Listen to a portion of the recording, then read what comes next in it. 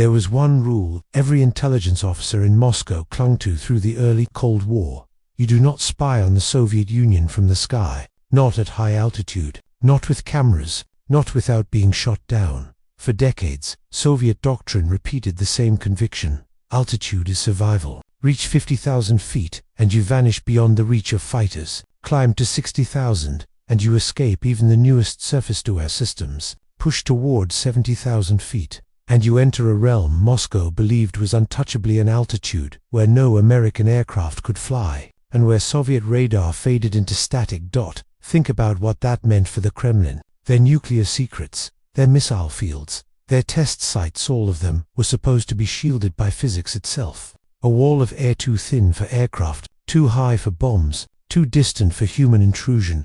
And for years, Soviet officers laughed at the idea that the Americans could see anything. But in 1956, one pilot changed everything. Francis Gary Powers is 26 years old, the son of a Virginia coal miner, quiet, methodical, and built for a job nobody can ever publicly thank him for. He stands just under 6 feet tall, thin frame, sharp eyes, and a man whose steadiness is so absolute that CIA recruiters circle his name twice. He isn't chosen because he is flashy. He is chosen because he is calm, because he follows the procedure down to the letter, because he grew up in a world where survival meant attention to detail, where you learned very early that one mistake in a mineshaft could bury you forever. In 1955, Powers joins a program so secret that even his family thinks he is a weather pilot. The aircraft, the Lockheed U-2, brainchild of Clarence Kelly Johnson, one of the greatest tactical architects of aviation history. The mission, fly at 70,000 feet, above the reach of MiG-17s, MiG-19s, and even the latest experimental interceptors, photograph missile sites, bomber factories, and nuclear facilities with cameras capable of resolving objects 2.5 feet wide from 13 miles up, at ground level. The world is entering the age of thermonuclear terror. The Soviets have unveiled the Myasishchev M4 Bison, a bomber American analysts fear could deliver megaton weapons across the Arctic. Rumors swirl of ICBM tests deep in Central Asia. Washington is blind, and blindness in the cold. War is death. So when Powers sits in the cockpit of a jet that weighs only 13,000 pounds empty, with wings longer than a Boeing 7, he understands exactly what is at stake. If the U-2 works, the United States will see everything the Soviets wish to hide. If it fails, the world enters the nuclear era blind. He breathes once, tightens the straps, feels the pressure suit seal around him, and now he faces the challenge the Soviets believe is impossible.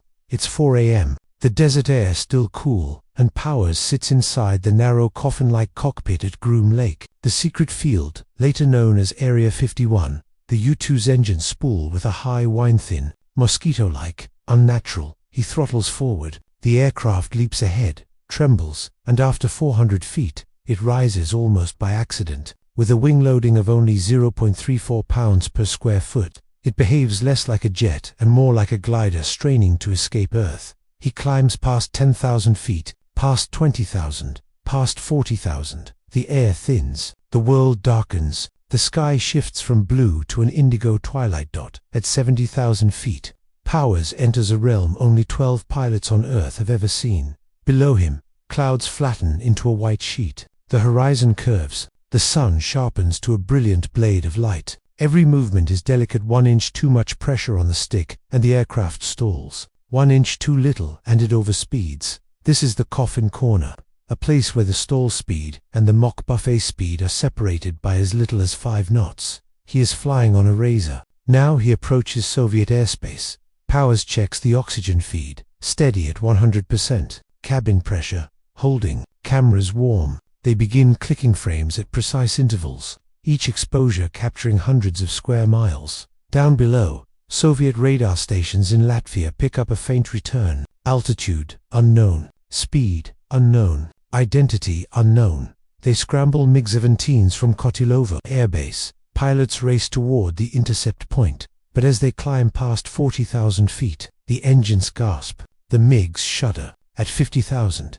they stall out, unable to climb higher. The pilots scream into their radios, "There is something above us. We can't reach it." Ground control refuses to believe them. Nothing can fly that high. Nothing can stay there.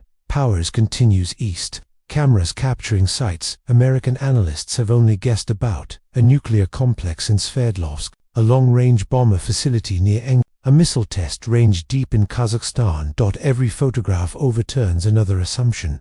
Then the first S-75 DVNA, SA-2 sites go active. Radar spikes, tracking beams lock on, batteries are prepared to fire. Powers hears the static crackle in his headset, the warning tone signaling he is being painted by Soviet fire control. He scans his gauges: altitude 70,500 feet, airspeed 410 knots, engine temperature nominal. He stays the course. The Soviets launch missiles. Below him, plumes bloom, white streaks clawing upward, reaching for a target they aren't designed to hit. The first missile reaches 55,000 feet and detonates. The shockwave rattles him even at 15,000 feet above. A second missile fails to reach detonation altitude. A third burns out and spirals downward.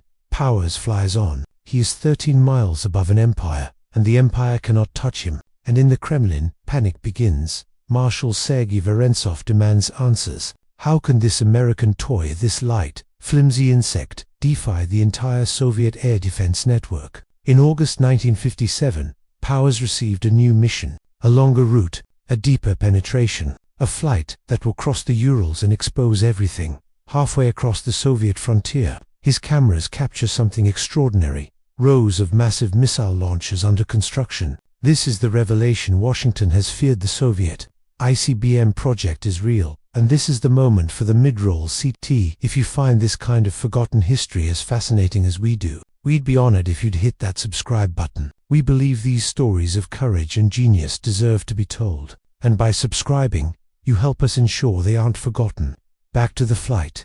Powers banks south toward the RLC. Below him lies the Uratom range, later known as Baikonur, the heart of the Soviet space and missile program that the cameras click, frame after frame after frame. Fuel depots, tracking radars, missile silos in early construction. For the first time, the United States sees the truth. The Soviet Union has far fewer operational ICBMs than feared. It is a staggering intelligence breakthrough. But with every flight, Soviet fury grows. Every humiliation pushes them to innovate. And on May 1, 1960, as Powers flies another deep penetration mission, the Soviets unleash a new wave of SA-2 S-14 missiles in total. The sky flashes white. A missile detonates dangerously close. The shockwave slams the U-2 wings sheer. The nose drops. The aircraft falls into a spin. Powers fights for control, but at 70,000 feet, the air is too thin to bite the control surfaces. The cockpit rotates horizon sky over and over. He pulls the ejection handle. Nothing happens. The U-2 at 30,000 feet, aerodynamic forces finally rip him from the disintegrating fuselage. His parachute snaps open. He drifts downward into the heart of the Soviet Union, surrounded by debris from the aircraft that once made him untouchable. Impossible action is over. What they didn't know was that the true impact of Powers' flights wouldn't be understood until months later, when analysts examined the film he captured before his shootdown. They realized something staggering. The Soviets had only a fraction of the operational missiles the CIA feared. The famous missile gap was fiction. American strength was far greater than imagined. His missions prevented a catastrophic miscalculation, one that could have triggered an arms race beyond anything before. The Soviets, humiliated, poured billions into air defense. They accelerated the SA-2 program. They created new high-altitude interceptors, and they transformed Baikonur from a secret test site into a fortified, heavily defended missile cradle.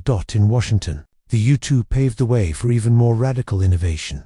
The A-12 Ox, flying at Mach 3.2 and 90,000 feet. Then the SR-71 Blackbird, the fastest air-breathing aircraft ever built. Every step traced back to those early flights over the Soviet heartland, flights that Moscow swore were impossible. Gary Powers returns home in 1962, after a prisoner exchange on the Glenick Bridge. He is 34 years old, exhausted, battered by politics, but alive. He works as a test pilot. He flies news helicopters. He raises a family. He writes about the flights nobody was supposed to know about. On August 1, 1977, during a routine assignment in Los Angeles, his helicopter suffered engine failure. Powers manages to steer away from homes and streets. He spares everyone on the ground, but he cannot save himself. He is 47 years old. His name is added to the silent roll of men who risked everything in the shadows, who flew alone in thin air so the world could avoid nuclear war. And this story matters now because it reveals the power of clarity of intelligence gathered, not for conquest, but for understanding. It is a reminder that in moments of fear and mistrust, knowledge can prevent catastrophe.